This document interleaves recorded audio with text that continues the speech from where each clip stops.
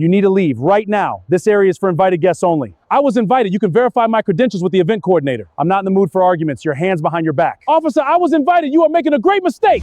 The confrontation happened during one of the biggest charity galas of the year in downtown Atlanta. The grand ballroom was filled with wealthy donors, elected officials, reporters, and private security officers.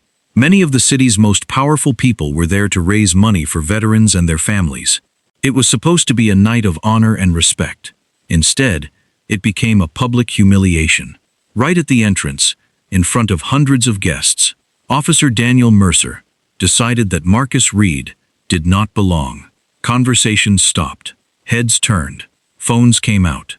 People began recording as the situation grew more tense by the second.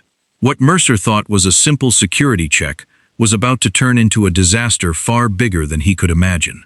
Within minutes, Secret Service agents would walk through those doors. Federal phones would start ringing. Lawyers would be called.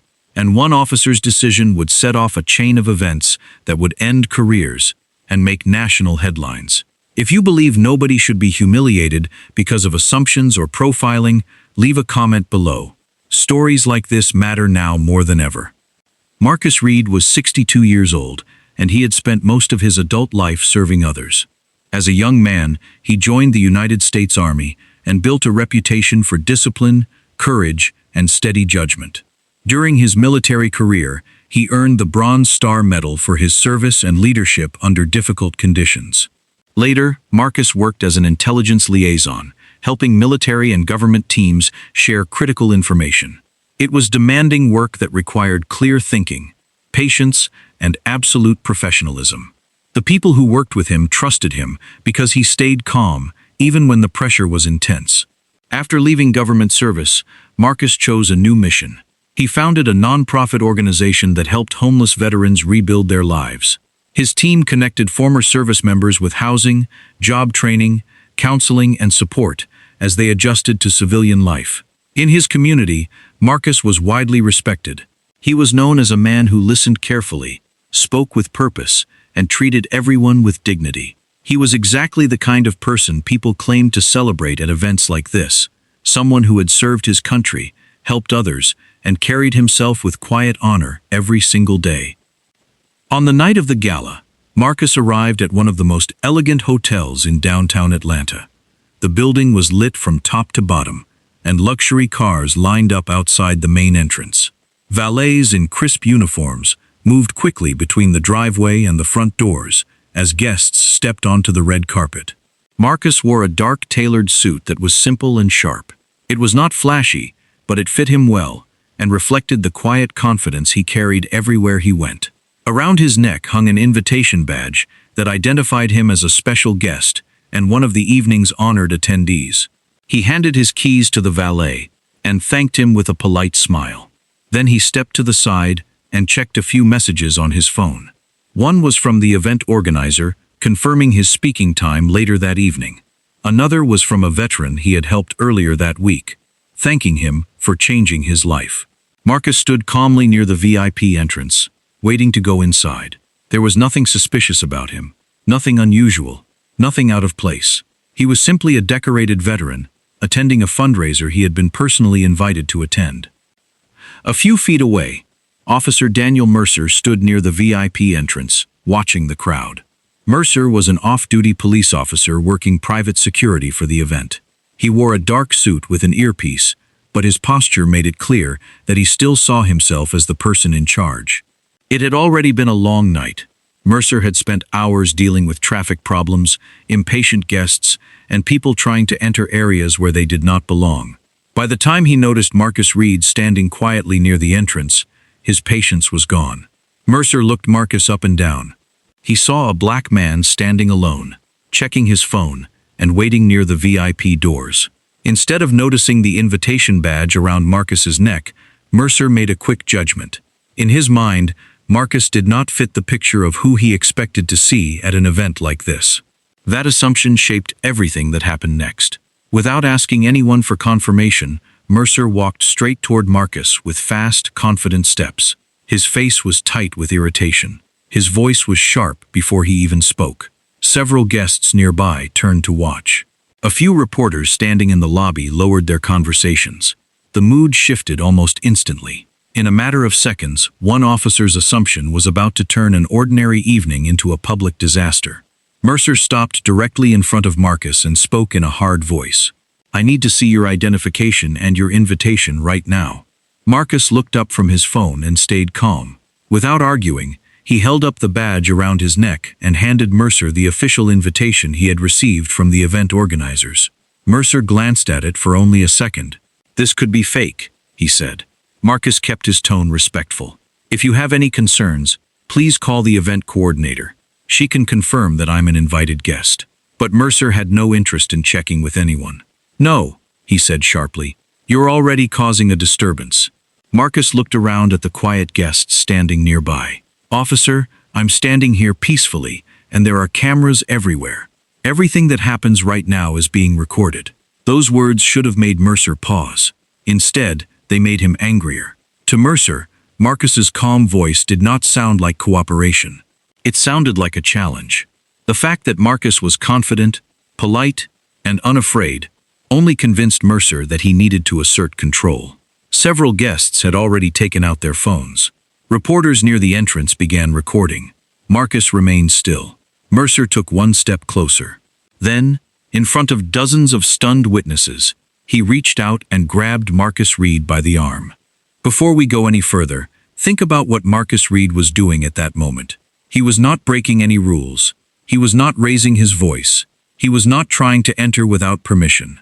He had a valid invitation, an official badge, and every right to be there. Yet in the eyes of Officer Mercer, none of that seemed to matter. What mattered was a quick assumption about who belonged and who did not.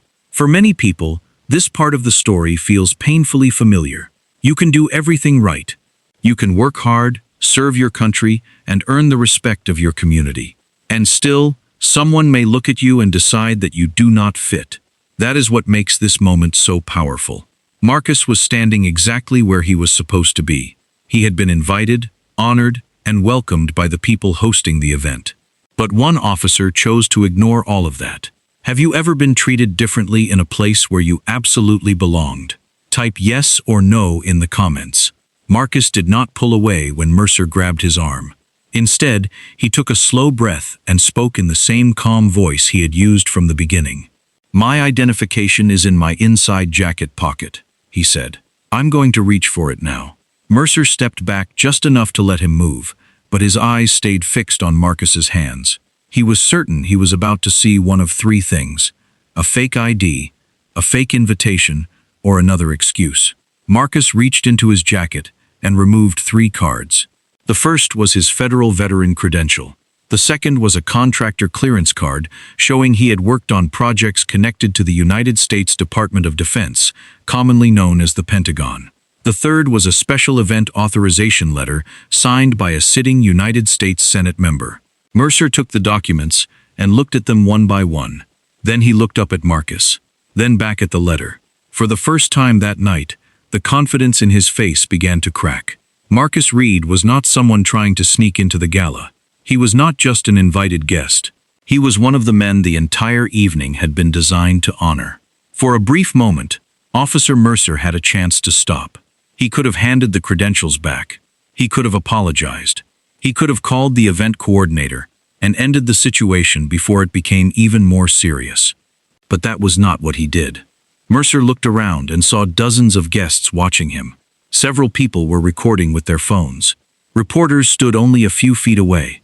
If he admitted he was wrong now, he would have to do it in front of some of the most powerful people in the city. His pride would not allow that. Instead, Mercer made the worst decision of the night. He grabbed Marcus's wrists, pulled them behind his back, and snapped on a pair of handcuffs. "You are being detained for non-compliance," he said. Marcus did not resist. He stood still and kept his voice calm. Nearby security guards began to move toward the crowd. "Step back," Mercer ordered. "Stop recording and clear this area." But the witnesses did not leave. If anything, more phones were raised. Mercer had seen the credentials. He knew Marcus belonged there, yet he chose to tighten his grip and push forward. Because in his mind, backing down would have meant losing control. So instead of admitting his mistake, Officer Daniel Mercer doubled down and made that mistake impossible to hide. Marcus was led through a side hallway and into a temporary security office inside the hotel. The room was small and plain, with a desk, 2 chairs, and several monitors showing camera feeds from around the building. Mercer placed Marcus's credentials on the desk as if they were evidence. Marcus remained calm. Even with handcuffs on his wrists, he stood straight and said nothing. A few moments later, the door opened. A senior security supervisor stepped into the room. He was a former federal agent who had overseen security at major events for years. At first, he seemed annoyed that he had been called away from the ballroom. Then he looked at the desk. He saw the federal veteran credential. He saw the Pentagon clearance card. He saw the authorization letter signed by a member of the United States Senate. Then he read the name at the top, Marcus Reed. The color drained from his face. He looked at Marcus, then at Mercer, then back at the documents. "Oh my God," he said quietly. "Do you have any idea who this man is?" The room went completely silent. For the first time that night, Officer Daniel Mercer understood that this was no longer a simple confrontation.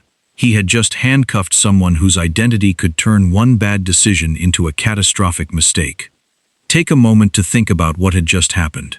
Officer Mercer had asked for proof. Marcus Reed provided it. He showed his veteran credential. He showed his federal clearance card. He showed an official authorization letter signed by a member of the United States Senate. At that moment, Mercer had all the information he needed. He knew Marcus was telling the truth. He knew Marcus had every right to attend the event. He knew the safest and most professional response would have been simple. Stop. Apologize. Instead, Mercer chose to keep going. Even after seeing clear proof, he decided that protecting his pride was more important than admitting he had made a mistake. That decision turned a tense encounter into a crisis that would soon involve lawyers, federal officials, and national media. Many people believe the most important moment in stories like this is not the first accusation. It is the moment when someone sees the truth and still refuses to change course. Do you think Officer Mercer should have stopped the moment he saw the credentials? Let me know below. The handcuffs came off as quickly as they had been put on. The senior supervisor personally unlocked them and stepped back. His voice shook as he apologized. Within seconds, other members of the security team began speaking at once. One offered Marcus a private car home.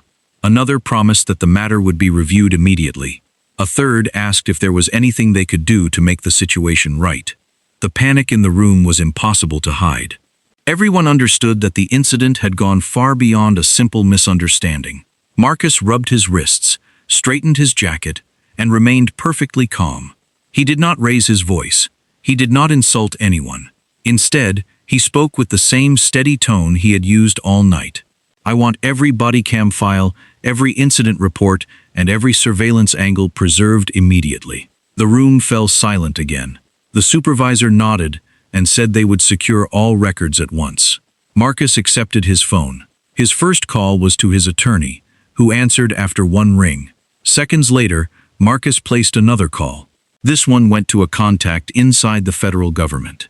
As he spoke quietly into the phone, Officer Daniel Mercer stood frozen in the corner, beginning to understand that the worst part of the night had not happened yet. By the next morning, the story had exploded across the country. A guest cell phone video, uploaded only minutes after Marcus Reed was released, spread across social media at lightning speed. The shaky footage showed a decorated Army veteran in handcuffs outside a gala that was supposed to honor the very people who had served their country. Within 24 hours, the hashtag #VIPVeteran was trending nationwide. News channels replayed the confrontation again and again. Each broadcast raised the same troubling question. How could a man invited as a special guest be treated like a criminal at an event meant to celebrate veterans? Viewers were even more disturbed when they learned that Marcus Reed had been the only black VIP guest at the entire event. The anger grew as more witnesses came forward. Several guests told reporters that Marcus had calmly presented his invitation and military identification before Officer Mercer detained him. Their statements directly contradicted Mercer's official report, which claimed Marcus had refused to cooperate and behaved in a threatening manner. Civil rights attorneys called the arrest a textbook case of racial profiling. Veteran organizations released public statements expressing outrage and disappointment. Leaders who had hoped to praise the gala were now demanding answers. What was meant to be a night of respect and gratitude had become a national scandal. And for Officer Mercer, the consequences were just beginning. As the internal investigation moved forward, a troubling pattern began to emerge. Investigators reviewed Officer Mercer's past security assignments and found that Marcus Reed was not the first black person he had singled out. Records showed that Mercer had repeatedly targeted black guests and attendees, often demanding extra identification even when they had already provided proper credentials. Several complaints had been filed against him over the years. In each case, people described the same behavior. Mercer became suspicious without cause, raised his voice quickly, and turned simple questions into tense confrontations. Those complaints were noted, but no serious action was taken. The numbers told an even more disturbing story. Department statistics revealed that Mercer initiated credential checks at nearly 4 times the average rate of other officers assigned to similar events. His use of force reports also involved minority citizens far more often than those of his colleagues. Supervisors had noticed the pattern long before the gala. Internal memos showed that Mercer had been warned more than once about his tendency to escalate situations unnecessarily. He was told to improve his judgment and communication. But the warnings were never followed by discipline. For years, the signs had been there for anyone willing to look. It was only after the public saw Marcus Reed in handcuffs that the department could no longer ignore what had been happening in plain sight. The deeper the investigation went, the more people began asking the same question. If Officer Mercer had been warned before, why was he still allowed to work security at major public events? Many viewers online argued that the viral video did not create the problem. It only exposed it. They pointed to the ignored complaints, the repeated targeting of minorities, and the clear warning signs that had been sitting inside department records for years. Others said the situation should never have reached the point where a decorated veteran was handcuffed in front of cameras before action was finally taken. The debate quickly spread across news programs, radio shows, and social media. Former officers, lawyers, veterans, and everyday citizens all weighed in with strong opinions. And now we want to hear from you. Should officers lose their jobs for repeated profiling complaints even before a viral incident happens? Yes or no? 6 weeks after the gala, Officer Mercer was called into headquarters one final time. The meeting lasted less than 20 minutes. When he walked out, he was no longer a police officer. His termination letter listed 4 serious violations. The first was abuse of authority. The second was improper detention of Marcus Reed without legal cause. The third was false reporting, based on statements that were directly contradicted by witness videos and body camera footage. The final charge was conduct unbecoming of an officer. Together, the findings ended his career. Even the police union, which often defended officers under investigation, refused to support him publicly. Union representatives stated only that the video spoke for itself. That short statement sent a clear message. There was no reasonable way to explain what the country had already seen. Former colleagues began to distance themselves. Some quietly removed photos with Mercer from their social media pages. Others declined to answer reporters' questions. Officers who had once stood beside him now avoided mentioning his name. For years, Mercer had relied on his badge and authority. Now both were gone. The same confidence he displayed when he placed Marcus Reed in handcuffs had been replaced by silence, isolation, and the end of the career he believed was untouchable. Just when city officials hoped the scandal would begin to fade, the federal government stepped in. The Department of Justice officially opened an inquiry into the police department's off-duty security system. Federal investigators announced they would examine how officers were approved for private security jobs, how complaints were handled, and whether racial profiling had become common during those assignments. The investigation quickly expanded beyond Officer Mercer alone. Agents reviewed years of records involving off-duty officers working concerts, hotels, charity events, and private parties. They discovered repeated complaints from minority guests who claimed they had been stopped, questioned, or removed without proper cause. Many of those complaints had never been fully investigated. Some were dismissed after only a few days. Others disappeared into internal files with no follow-up at all.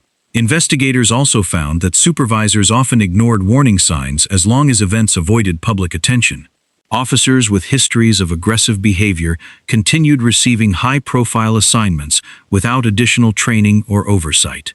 What happened to Marcus Reed was no longer being viewed as a single mistake made by one officer. Federal officials believed the problem ran much deeper. The culture that allowed Mercer to act the way he did had existed long before Marcus ever arrived at the gala that night. And for the department, that realization created a far bigger crisis than anyone first imagined. Months after the incident, the city agreed to settle Marcus Reed's civil rights lawsuit for $1.8 million. The amount made national headlines, but Marcus made it clear from the start that the money was never the point. In a written statement, he said, "This was never about money. It was about making sure the next person isn't ignored." True to those words, Marcus donated a large part of the settlement to causes that mattered deeply to him. One portion went to veteran legal defense groups that help former service members fight discrimination and protect their rights. Another was given to youth mentorship organizations that guide young people toward leadership and opportunity. He also supported nonprofit groups that advocate for victims of wrongful detention and abuse of authority. The donations turned a painful experience into something larger than one lawsuit. Organizations across the country praised Marcus for using his victory to help others who might not have the same resources or public attention. What began as a humiliating arrest outside a gala had now created real support for veterans, young people, and families seeking justice. Marcus Reed had been treated like he did not belong. Now his actions were helping thousands of others prove that their voices mattered too. After the settlement, the pressure for change did not slow down. Federal officials and city leaders announced a series of policy reforms designed to stop similar incidents from happening again. One of the first changes was mandatory bias audits for all off-duty security assignments. This meant officers could no longer be assigned to private events without their past behavior being reviewed for patterns of unfair treatment. Another major reform created an independent review system for any detentions made at VIP events. These cases would now be checked outside the police department to ensure no internal bias affected the outcome. New rules also required body cameras to be used during all secondary security work. Officers working private events would now be recorded from start to finish, leaving no space for hidden actions or missing details. Federal civil rights oversight was expanded as well.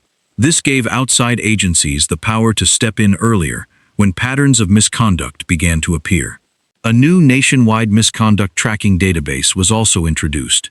It would connect complaints, warnings, and investigations across departments, making it harder for repeated behavior to be ignored.